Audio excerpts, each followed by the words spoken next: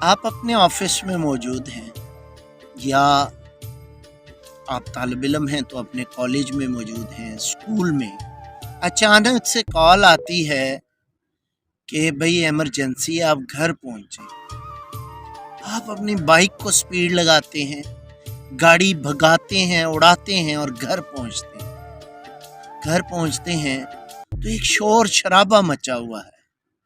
آپ کو بتایا جاتا ہے کہ آپ کے بابا جو آپ سے بہت محبت کرتے تھے ان کا کسی نے قتل کر دیا۔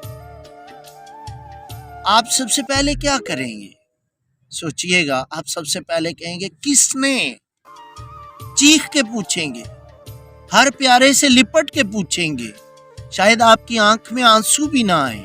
سب سے پہلا سوال آپ کریں گے کس نے؟ اور اگر آپ یہ سوال نہیں کریں گے تو لوگ کہیں گے شاید یہ غیرت مند نہیں تھا۔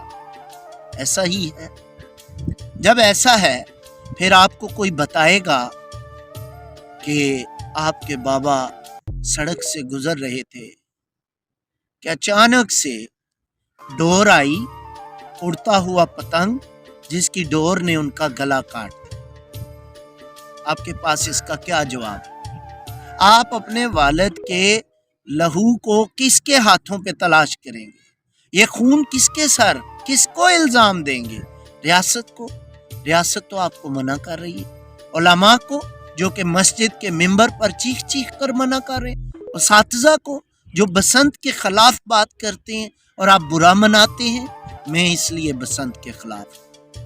آپ وہ خون کس کے ہاتھوں پہ تلاش کریں گے جو آپ کے بابا کا بھی ہو سکتا ہے، آپ کے بھائی کا، آپ کی بہن کا، یا راہ چلتی آپ کی ماں کا، حتیٰ کہ آپ کی بیٹی کا، اور تو اور یہ آپ کا بھی ہو سکتا ہے، آپ بھی کسی کے پیارے ہیں۔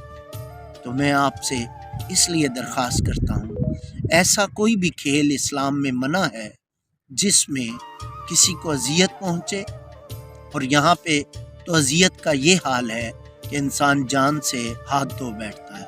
خدا را اپنے آپ کو بدلیے، ہر ایسے کھیل سے، ہر ایسے تماشے سے، ہر ایسے شغل میلے سے خود بھی بچیے، اپنے بچوں کو بھی بچائیے۔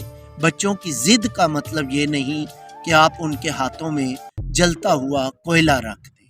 اپنے بچوں کو بھی منع کیجیے تاکہ آپ کی وجہ سے کسی اور کی زندگی برباد نہ ہو، کسی کا ہنستا کھیلتا ہنستا بستا گھر نہ اجڑ جائے۔ والسلام، ڈاکٹر اعظم جزاک۔